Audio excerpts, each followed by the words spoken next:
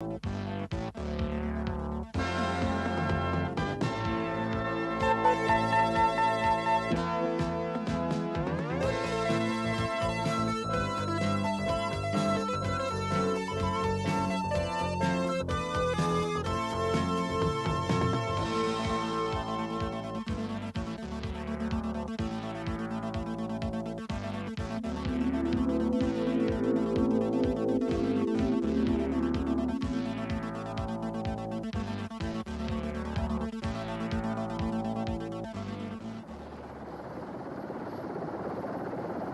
had one big battle already at Goose Green. You learned any lessons from that?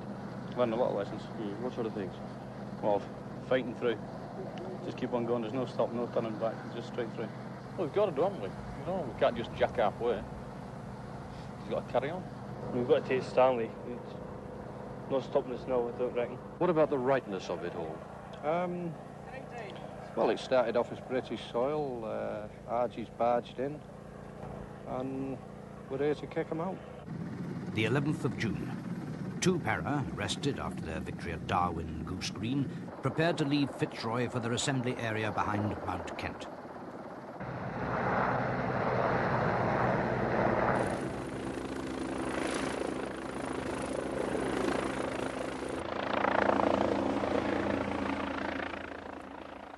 General Moore's forces are now in position, holding the vital ground west of Stanley, ready for the decisive battle.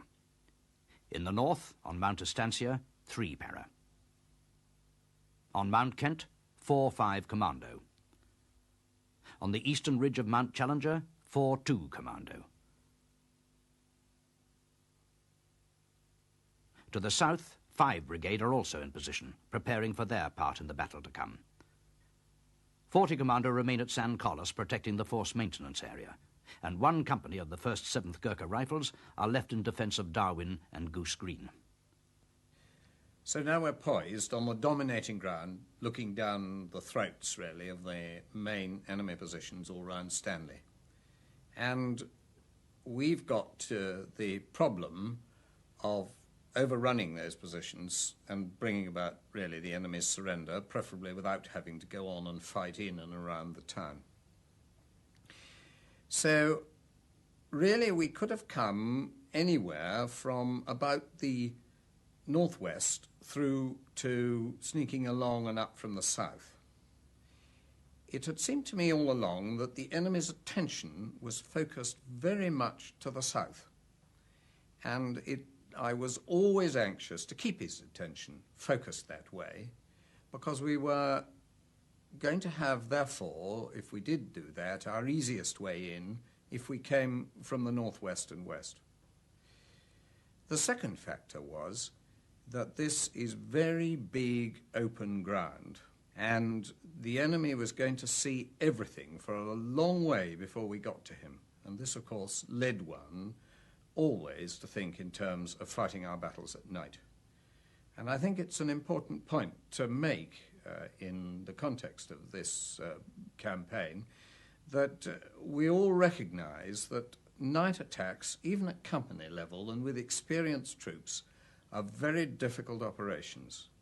We also had the option of going for a broad front or a narrow front attack, and in the end we went for a fairly broad front attack, and it started in phase 1 with 3 Commander Brigade who'd been established forward and got good reconnaissance of the ground in front of them, carrying out a 3 battalion night attack onto Mount Longdon, 2 Sisters and Mount Harriet. And we were going to follow this originally only 24 hours later, but in the event, because they needed the time, and quite rightly needed the time for ground reconnaissance and things, 48 hours later, with both brigades attacking simultaneously. In the north, 3 Commander Brigade with 1 battalion taking Wireless Ridge, and 5 Brigade in succession taking Mount Tumbledown, Mount William, and then moving on to Sapper Hill. And this really was right on top, then, of Port Stanley itself.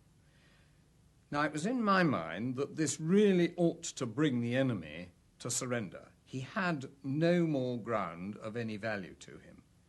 My guns were going to be dominating and able to fire on all the ground, right the way back to the airfield. And I felt that this must bring about his surrender. But in the event that it didn't, then we were going to have to fight on along the high ground to the south of Stanley itself. And I, in fact, left to see how the first two phases went, the decision on which brigade was going to carry out that phase. Logistics were never more crucial to General Moore's planning than now. Forward maintenance areas had been established at Deal Inlet and Fitzroy, from where supplies landed from LSLs were the lifeline of the brigades, now poised for the final offensive. Helicopters worked ceaselessly, ferrying artillery, rations, and above all, ammunition.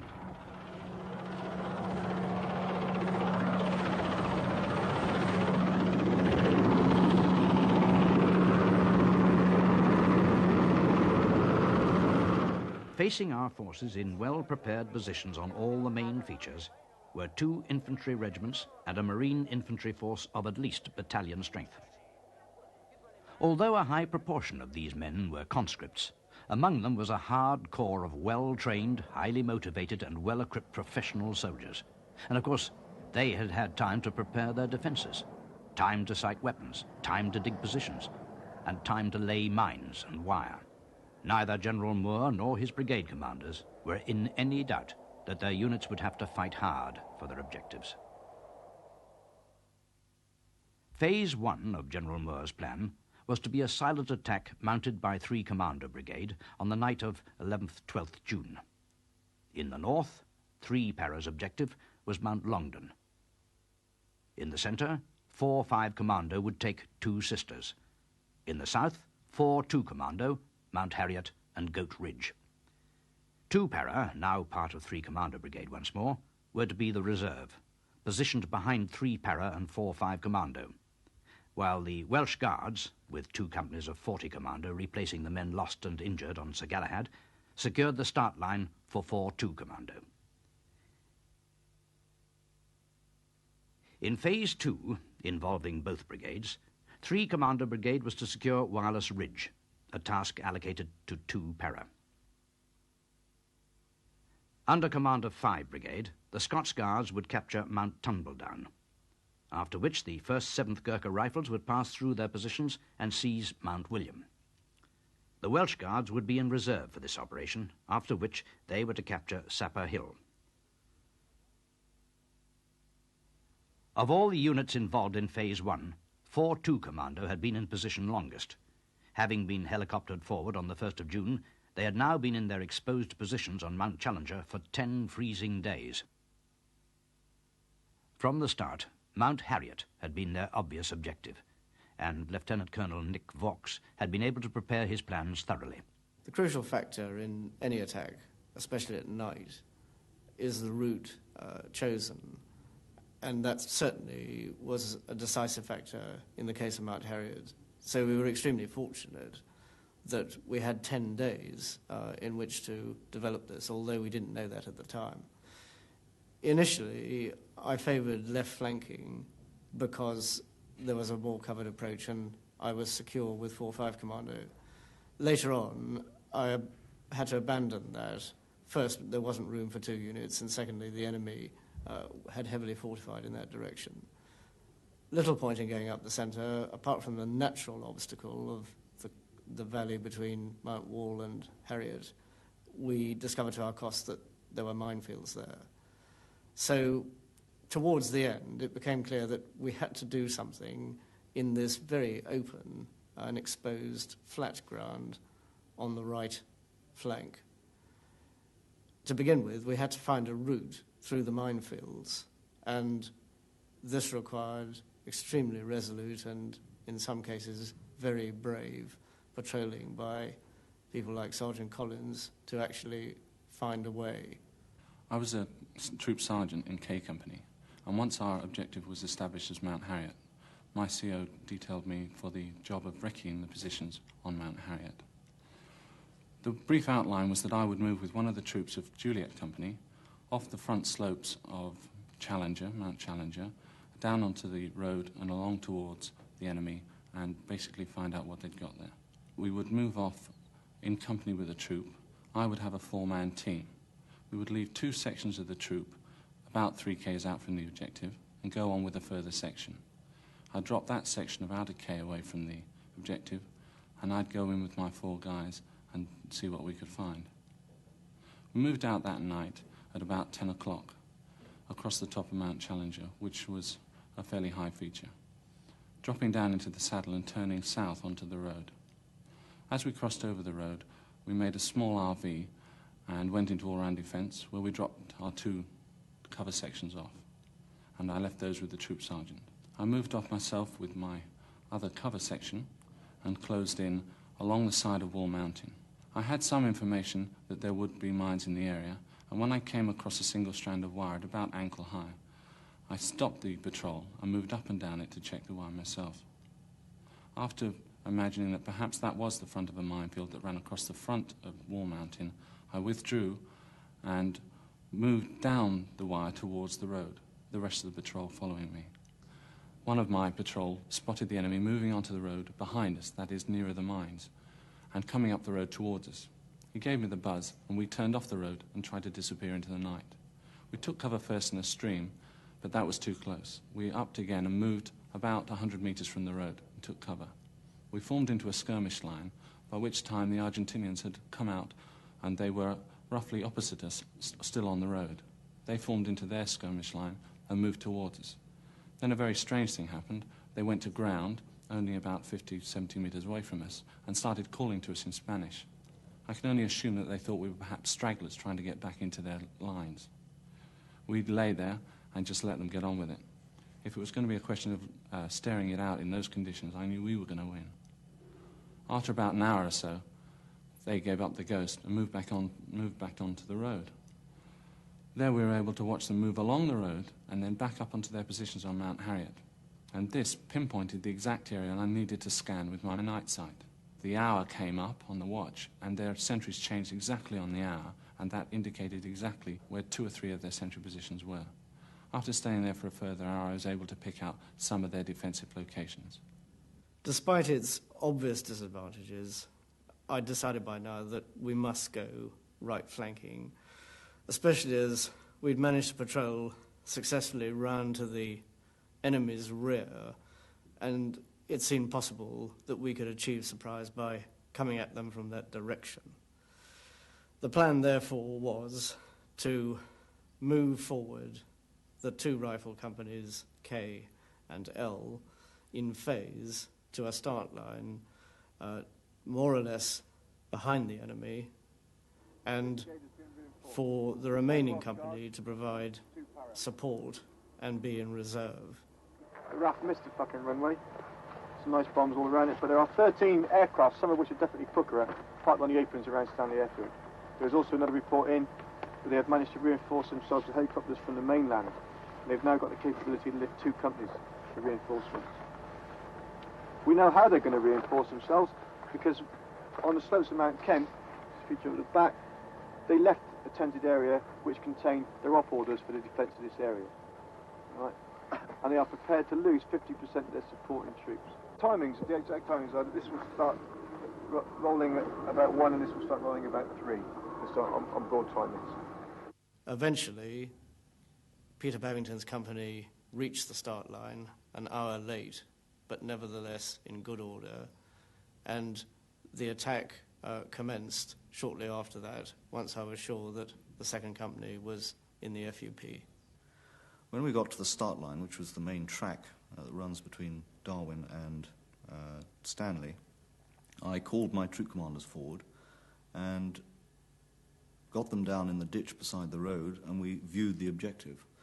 The objective was very, very clear with Passer's binoculars, and we could quite clearly see the company boundaries and the inter-troop boundaries, and they could all see quite clearly their objectives.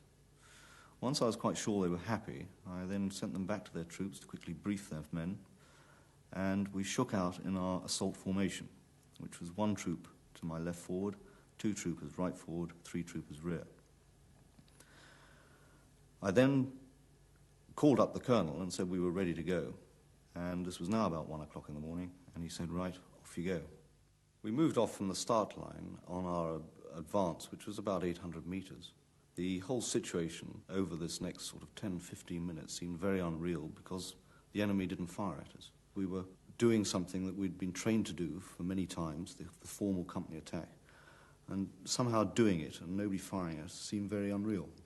We got to a position about 150 metres short of the objective when my forward observation officer, Captain Chris Romberg, told me that he'd had to now cancel the targets that he originally planned for us on the advance, and that our nearest target was now right on the objective itself and was within our safety distances.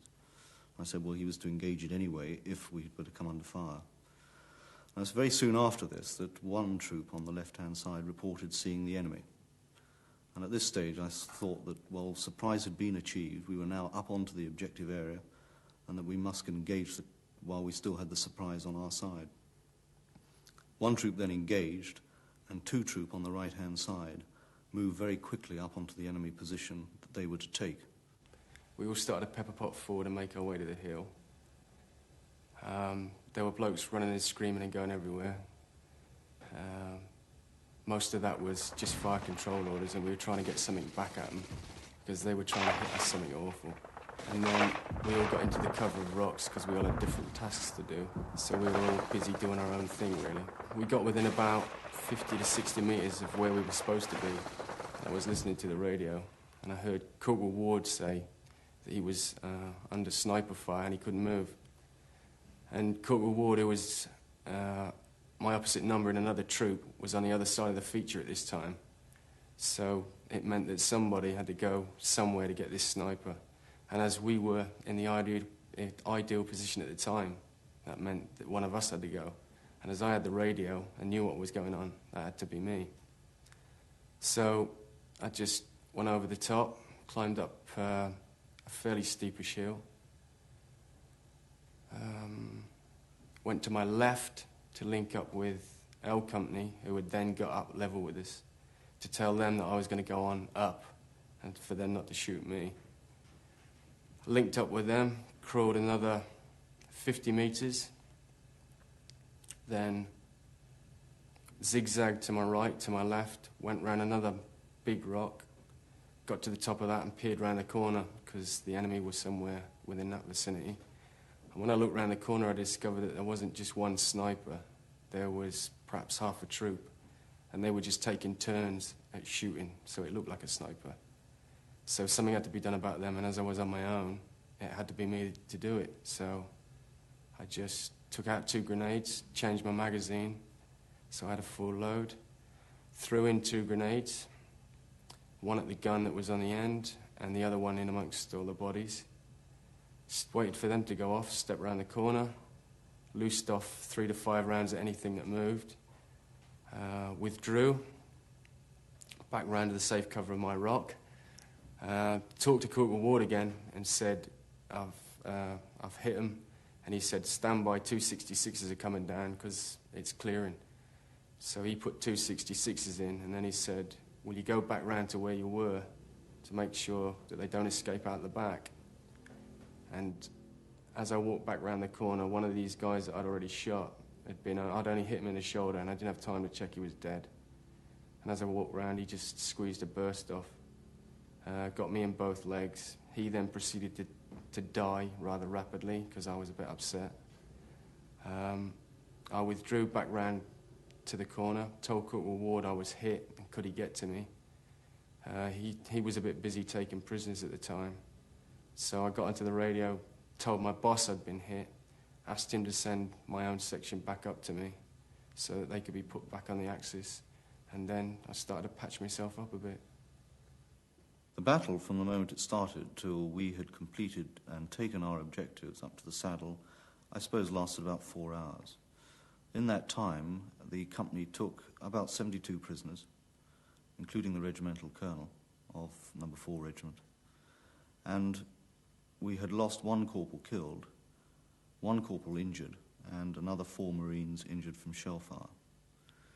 Over the next few hours, as daylight came onto the hillside, they found about another 200 prisoners, or 200 Argentinians, in various states of hiding around the hillside. So the whole position offered up at the end about 300 prisoners. 4-2 Commander's attack on Mount Harriet was a brilliant success. The enemy, well dug in and prepared to fight, were taken completely by surprise as the Marines came in through the back door. Meticulous preparations had indeed paid off. Meanwhile, further north, 4-5 Commander's attack on Two Sisters had met early and fierce resistance. However, supported by accurate 66mm fire, the Marines fought through strong enemy positions, and by dawn, the Twin Peaks had been captured. And last night, we came up as a company to take this position here. They'd removed themselves from where we initially had contact. Was that machine gun? That was a machine gun, yes. They weren't there. The first troop took that, and as we came up about 200 metres, we came under fire from up here and also further down as well. And then we simply came up as a company. Two troop came up here and took the SF positions, the machine gun positions, which were up here. We reckon there was about a company, but as we came up to them, they ran out, they bugged out. What kind of weapons did they have? Was it just machine guns? GPMGs, the same machine guns that we use. Yeah. And FNs. You were under fire on the way up, were you? Oh, yes. Yes. Yeah. What kind of fight did they put up? Initially, heavy fire.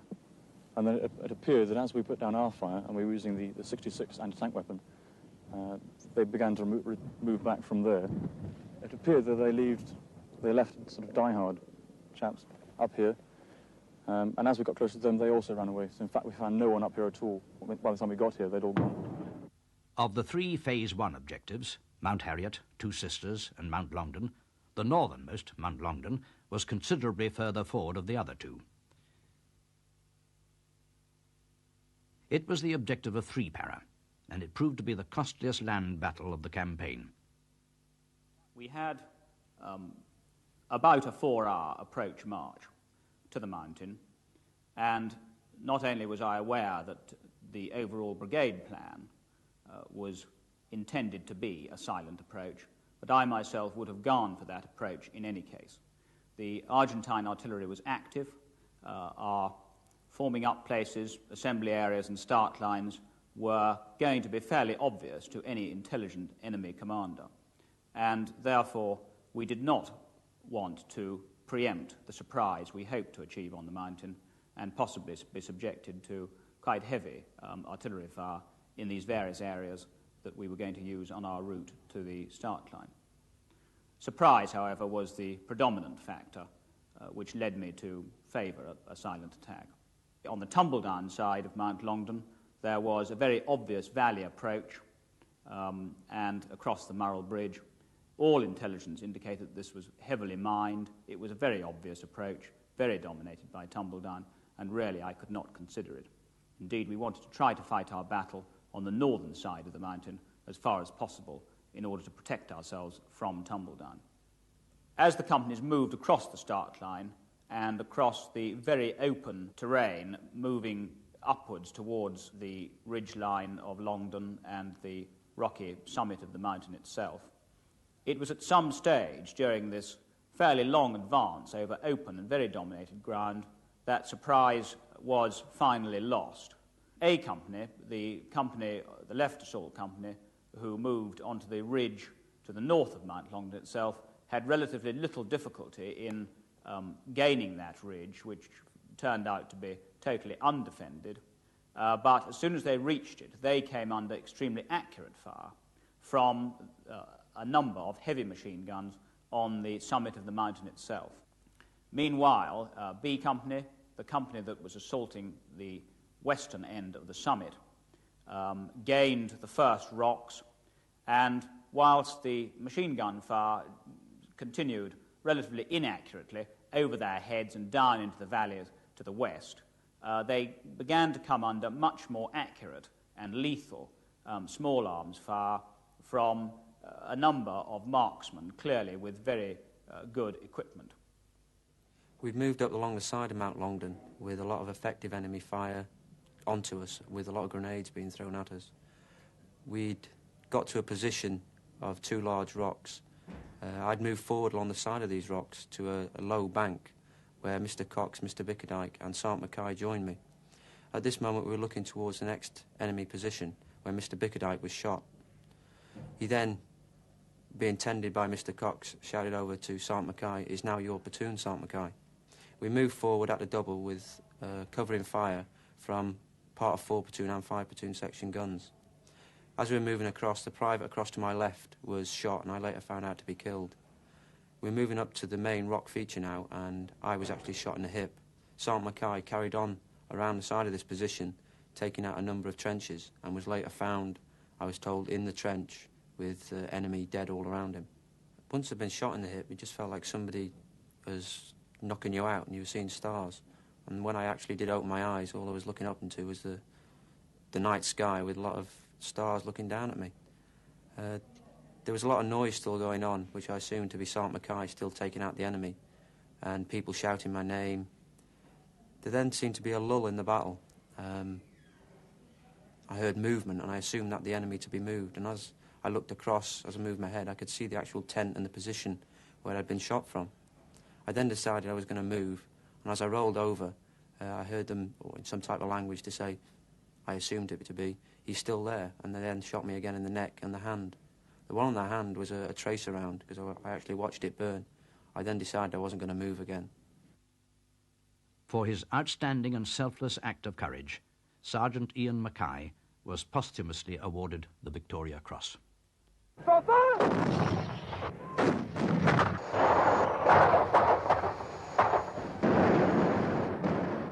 We were learning how to use our artillery fire much more intimately than originally, and this was an essential element in our success. I was quite unable to detect most of the time whether the incoming fire was our own guns supporting us or the enemy firing upon us, because as the Argentines lost ground, so their own observed artillery fire crept eastwards along the mountain behind us and made life extremely unpleasant. By the end of that night, and it took all night to clear the mountain, by the end of that night we were crawling forward from one bunker to another, from one position to another, and of course many of the enemy had died by this time at very close range, some at the point of the bayonet. It was, in summary, a long, hard, cold fight, but by first light the mountain was quite clearly ours. During the night we had 17 soldiers killed and slightly upwards of 40 injured, some of course quite minor injuries, but amongst them some much more serious ones. And the problem of evacuating the casualties, and indeed identifying where those casualties were, even with their red ESCO lights plugged in, that problem was a very considerable one, and in some cases it was not until first light that we were finally able to find and evacuate some of our own casualties back down to the regimental aid post. Even with all the resistance on Mount Longdon itself silenced, 3 Para was to go on taking casualties for the next 36 hours from enemy shellfire, controlled by OPs on Mount Tumbledown, which dominates Mount Longdon. From positions such as this, the Argentine gunners brought down quick and accurate fire on anyone who moved. The mental effects this had on the soldiers were perhaps even more worrying than the physical effects. They felt that they couldn't react or respond in any way, and this caused great frustration, great anger, and in some cases depression. I indeed had one case, clear case, of battle shock during this period. The final casualty figures suffered by 3 Para in the action for Mount Longdon and the subsequent bombardment totalled 23 killed and 47 wounded. By mid-morning of the 12th of June, all 3 Phase 1 objectives had been taken: Mount Harriet, 2 Sisters, and Mount Longdon. In Phase 2 of the battle, scheduled for the night the 12th, 13th June, 2 Para, who had moved up in reserve behind 4-5 Commando and 3 Para, were to attack Wireless Ridge from the north. While to the south, the Scots Guards were to be airlifted from Bluff Cove to an assembly area west of Mount Harriet for their attack on Mount Tumbledown. Similarly, the Gurkhas were to be helicoptered into position for their assault on Mount William. Unlike 3 Commando Brigade, well established on the high ground before the start of Phase 1, in Phase 2, 5 Brigade were to take on their objectives almost unseen. Brigadier Tony Wilson, the commander of 5 Brigade, therefore requested a delay of 24 hours to enable his commanding officers to reconnoitre and plan their battles more fully. So it was on the morning of the 13th that the Scots Guards and Gurkhas were airlifted to their assembly areas. The delay of 24 hours was invaluable to the Scots Guards in particular, tasked with taking the formidable feature of Mount Tumbledown, steep, rock-strewn and honeycombed with natural bunkers, occupied by men of the 5th Marine Infantry, some of the most determined and well-equipped Argentine troops on the Falklands. Lieutenant Colonel Michael Scott was initially ordered to attack from the southwest, which looked the easiest route, but it was also the most obvious one, exposed to long-range direct fire from the many well-sighted and prepared enemy positions on Tumbledown. In the shelter of Mount Harriet, now firmly in 4-2 Commandos' hands, was a possible assembly area from which the Scots Guards would be well placed to attack the western end of Tumbledown. This approach from the west, between Mount Harriet and Goat Ridge, offered more cover and was much less obvious. It would have the further advantage of taking the Argentine positions from the side rather than head-on. Brigadier Wilson approved this change of plan. Half an hour before the first company crossed the start line, we put in a diversionary attack on the southern flank, which was the obvious route that the Argentinians thought we would come. Then, quite simply, after that, there were 3 phases. The leading company, G Company, would take the western end of Tumbledown, and then Phase 2 would be left flank's attack on the centre and main part of the objective, and finally finishing with right flank's attack, Phase 3, on the eastern end of Tumbledown Mountain. This is the route taken by the diversionary force, descending the slopes of Mount Harriet in a southeasterly direction, Mount William in the background, crossing the track to Stanley and engaging a strongly held series of enemy positions here, in this area of Gorse. The value of the diversionary attack exceeded all the amount of soldiers that I had to put into it. There were 30 men, led by Major Richard Bethel, made up mostly from the recce platoon and the training office, but with some others as well, together with Lieutenant Mark Corris, reconnaissance troop of scimitars and scorpions. They attacked on the southerly route and met some very stiff Argentinian opposition. They lost 2 men killed in the first volley, really, and then got very involved with some hand-to-hand fighting and had to withdraw once they were mortared.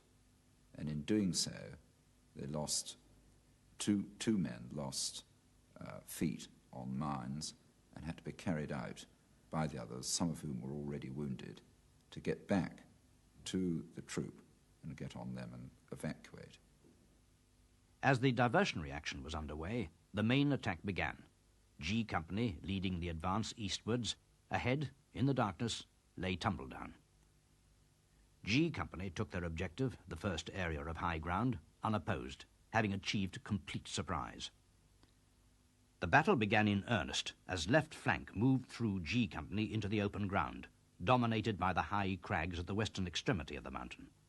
The left forward platoon began climbing the rocky gully to take those crags.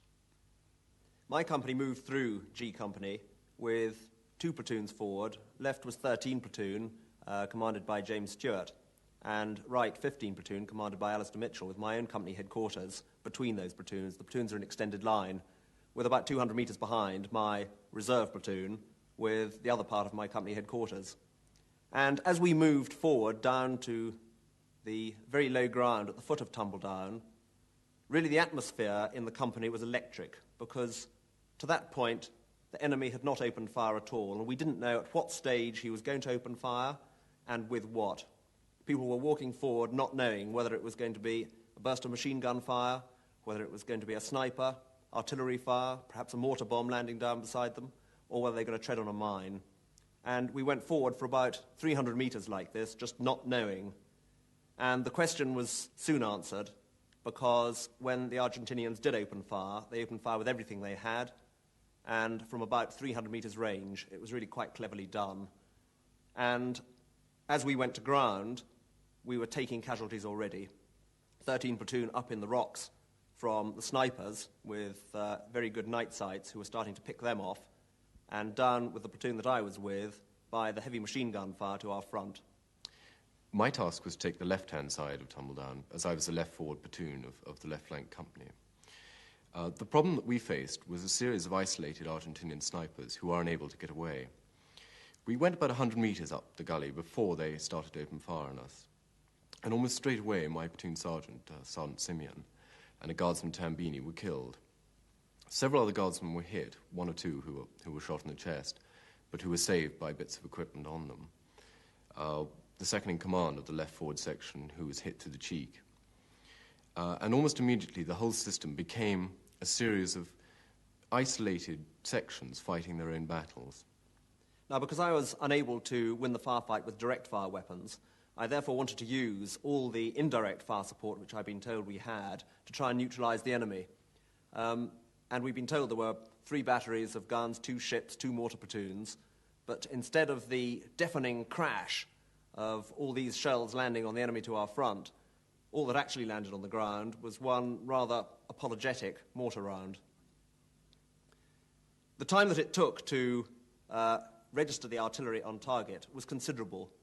It was almost 2 hours before we actually achieved that aim, and during that time, men were lying around getting very cold. The night had cleared slightly, but there were snow flurries coming across. The temperature was well below 0, and people were suffering really quite badly from exposure.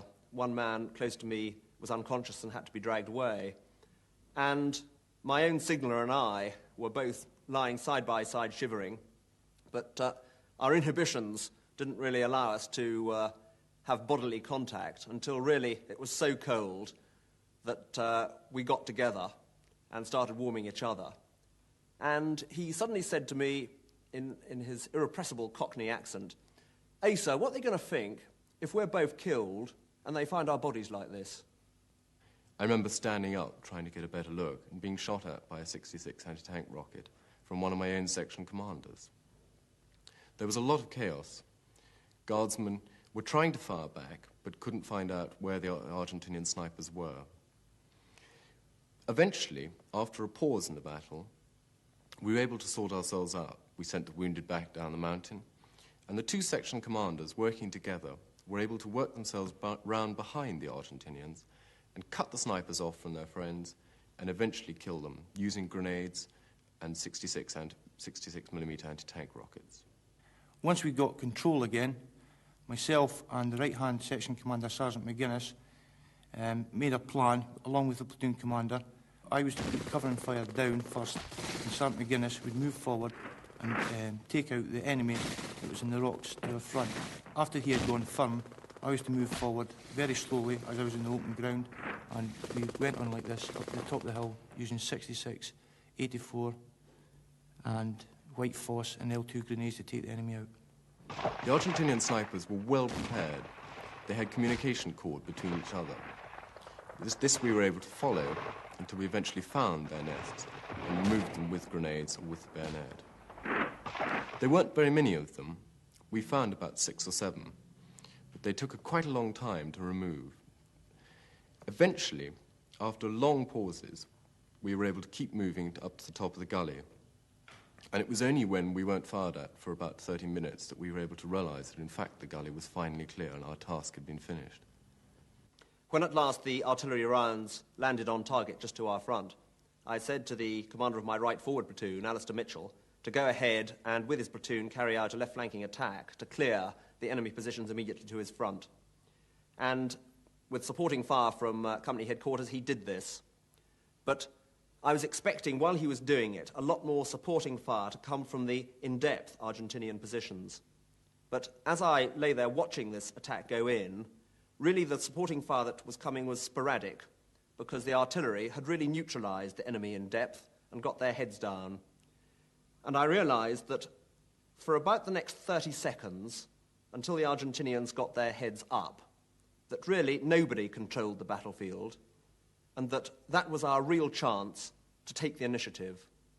And although it's perhaps difficult in training ever to put your finger on a moment when the initiative passes in a battle, I would say that on Tumbledown you could actually touch that moment.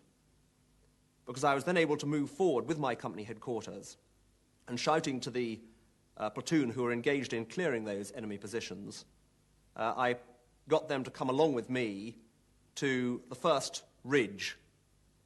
And I thought if we could only reach that ridge, we would at least have cleared part of the Argentinian position, and then perhaps we can do exactly the same again to clear up to the next ridge, because in that place, Tumbledown is a series of false crests. In fact, we managed to clear away the 3 or 4 Argentinian sangers and positions up to that first ridge, and when I got there, again, it seemed to me that we still held the initiative, that their heads were still down, and that if we continued doing exactly what we were doing, we could clear up to the next ridge. And really so it went on, clearing these sangers, clearing the positions, winkling them out with grenades and rifles. But because we were taking quite a few prisoners, wounded Argentinians, and because we were also taking a number of casualties ourselves, by the time we actually got to the top of the mountain, there were only 7 of us. And I didn't even know that when we reached it, that was the top of the mountain. To me, it was just another false crest. But when we got to it and looked down the other side, we could see right into Stanley High Street, which was about 2 miles away. And I was so amazed by what I saw, because the lights were still on. You could see the plan of the streets. You could see car headlights moving up and down the street, that we stood absolutely stock still. And at that moment, an Argentinian machine gun opened up about 100 meters to our front, and 4 of those 7 men were shot, including the platoon commander who was with me. When left flank had succeeded in taking their objective, I really felt we were winning. However, I was concerned about the time, because there was only about 1.5 hours left before dawn, and I had to be secure, having taken the whole of Tumbledown, by dawn. Therefore, right flank moved up very quickly, and the company commander talked to the company commander of left flank, and then attacked his final position, which was a lot of rocks, a lot of Argentinian snipers still left behind, and they had a very tough battle. However, by the time dawn broke, the company commander, Major Simon Price, reported to me that he'd secured his position with 1 or 2 Argentinians still around in it. But nevertheless, the Argentinians were then, and one could see as light came up, fleeing towards Stanley, and Simon Price's forward observation officer engaged them with gunfire. My feelings at the end, after it was all over, were, I think, a mixture of triumph and disaster. Triumph that we'd actually done it.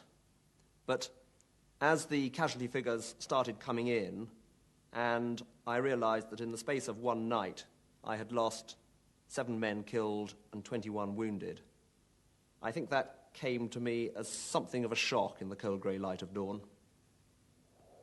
The success of the Scots Guards in taking Mount Tumbledown in the face of determined opposition from the best troops General Menendez could put in the field, their position seemingly impregnable in the light of day, is an admirable example of fighting quality and junior leadership. While the battle for Tumbledown was being fought, to the north, 2 para were mounting their attack on Wireless Ridge. They were now commanded by Lieutenant Colonel David Chandler, who had been flown from the UK following the death of Colonel Jones. One thing which was quite clear that had come out of the battle for Darwin and Goose Green was the lack of fire support. And so, when I went round to talk to the battalion, one of the things that I said to them was that I guaranteed that if the battalion were committed again to battle, they would not have so little fire support. In Phase 1, we moved up in reserve behind 3 para and 4-5 commando, with no idea as to what our objective would be. And that afternoon after Phase 1, that's the afternoon of the 12th, I was told that we were to attack Wireless Ridge that night. And at that stage, we had not had any opportunity to patrol up onto Wireless Ridge or indeed get ourselves in a position to overlook it. And so we were working on very scanty intelligence. And I was somewhat relieved when later that evening the attack was postponed for 24 hours.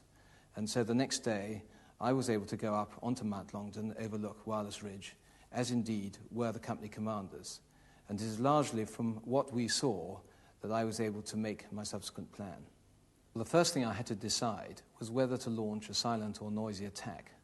Now, up to that stage in the campaign, all the attacks, for very good reasons, had been silent attacks. But I decided on a noisy attack for 3 reasons. The first one was that I believe the element of surprise had now gone, so there was no advantage in going for a silent attack. The second reason was because command and control, particularly at the lower level, is a lot easier with a noisy attack.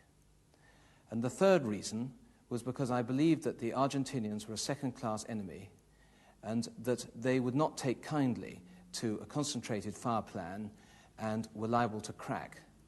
And this, I hoped, would mean that we would not have to do so much hand-to-hand fighting with the casualties that would thus incur. For the Battle of Wireless Ridge, 2 para was allocated, 2 artillery batteries, 8 and 7 9 commando batteries. 8 batteries in position on Mount Kent and had been there before the Battle for Stanley started. 7 9 commando battery had been flown forward the previous day to a new gun position near Murrell Bridge. To give an illustration of the lift required, to lift the guns, equipment and the personnel of the battery required about 15 Sea King lifts, and for just under 400 rounds per gun, another 35 lifts for the ammunition. The battalion was also allocated a Type 21 frigate that was going to become available about the time we're due to cross the start line. We had 2 mortar platoons, 2 paras mortar platoon of 8 mortars, and following my recce earlier in the day up on Mount Longdon, 3 para had joined the 2 para mortar net, and we had their mortars available as well, with 3 para mortar officer acting as anchor MFC. Also, 3 paras naval gunfire forward observer was acting as anchor FOO and would also control the naval gunfire when required. The battalion also had its own machine gun platoon of GPM GSF, and we had also additionally a troop of CVRT of the Blues and Royals, consisting of 2 Scorpion and 2 Scimitar. In Phase 1, D Company attacked. They had a battery in direct support and were also supported by the CVRTs and by the machine guns platoon. Then A and B Company, in their Phase 2, started their attack, and I had a grandstand position for this, and what a remarkable sight it was too. On the battlefield at night, you literally do have to turn night into day, and with the flares, the pyrotechnics, the tracer, with the artillery, and particularly these lines of tracer coming from the CVRTs, was a remarkable sight. And as I saw these 2 companies going in up that hill in front of me, down came an Argentinian DF onto A Company, who suffered a number of casualties. But both companies got onto their objective, and again we were blessed with the sight of seeing the Argentinians running away, and again opposition was reasonably slight. Judging by the number of maps and radio sets, which in some cases were still switched on, this had been their headquarters. At this stage, C Company, which is the patrol company, regrouped with the assault engineer platoon, and they attacked the Phase 3 objective, which they found completely abandoned. There were a number of pairs of boots on the objective, and in fact C Company claim that some of them were still warm, which bore witness to the very hasty Argentinian retreat.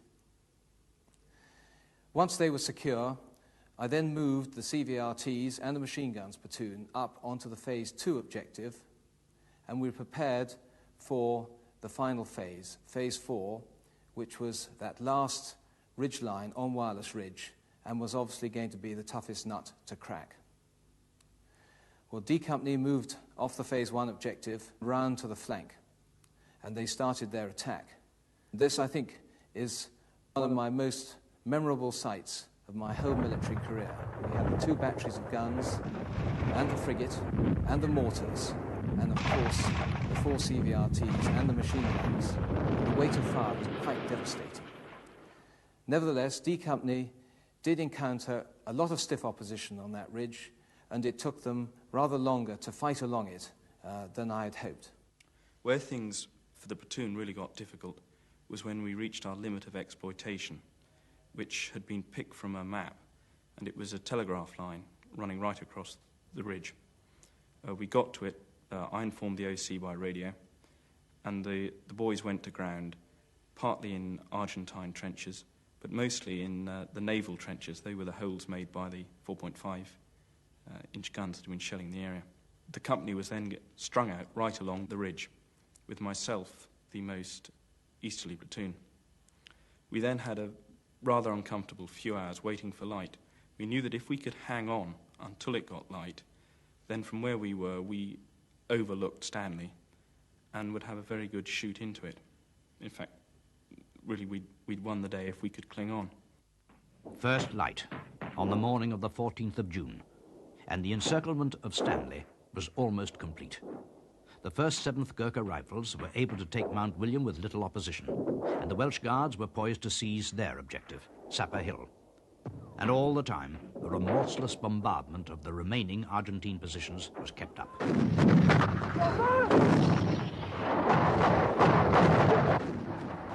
An Argentine cameraman filmed these scenes as troops poured back into Stanley. Officers and men argued openly in the streets, and with nowhere else to go, the will to fight on evaporated. Despite their many advantages, strategic, tactical, and logistic, they had been outfought at every turn.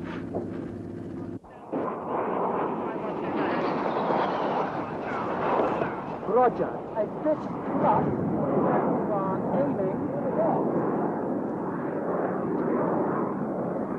On Wireless Ridge, 2-para watched and waited. At first light, I moved up to D Company's position on the final ridge line. They had just repulsed a counterattack from Moody Brook. And standing on that ridge line, I saw this remarkable sight of the Argentinian army collapsing. And there were literally hundreds of soldiers, it's like black ants, pouring out of Moody Brook below me and of Tumbledown and Sapper Hill from across the valley. 8-2, Roger, out. There is a white flag flying over Stanley. Very marvellous.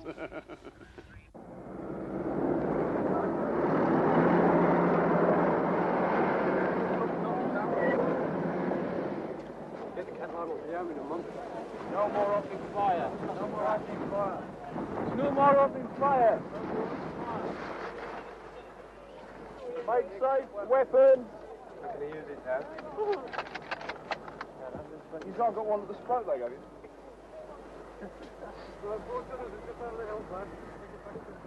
The situation is that we are in Stanley, and I understand that the General is going forward to talk to General Menendez in about half an hour. Now, what he's going to say to him, I don't know, and what the exact position is, I'm not fully aware, but all I do know is that the shooting has stopped. We've overrun their main gun positions, and they have taken themselves to the other end of town. I was picked up by one of the naval helicopters from Fitzroy and flown right round to the east through a snowstorm in pretty unpleasant weather. And it seemed a mighty long journey, I must say. But we flew into the football pitch just beside Government House and were met by our own people who were forward there and went into the administrative building to take the surrender. I was pretty nervous about this meeting, really. After all, I'd never taken a surrender before, and it wasn't one of the subjects that had come up while I was at Staff College. I don't suppose anybody else had either. I'd thought about the document, obviously, and I had 3 copies of a document with me. And I was in a rather bare, sparse room with a table and a number of chairs, and there were about 6 of us. And Menendez came in with his 3 supporters, who were senior staff officers, and we sat round the table. I presented the document to him, and I told him that we'd greatly admired the way many of the Argentinians had behaved, and in particular, such as their Air Force had been very brave, and presented the document, which he looked at, and said that he didn't like the word unconditional before surrendered. I understood that he felt that this was belittling to him and his troops, and therefore, since it didn't seem to me to make a great deal of difference to the facts of the case, was quite happy to cross it out. We did that, and then after a bit of discussion about where people would go and making arrangements that he would move his men back from the frontal area and we would move them out of Stanley the following day, and my troops would not enter Stanley that night. We had a cup of tea and departed on our various ways. The surrender was unconditional in everything but name. With the signing of the surrender document, the battle for the Falklands was over.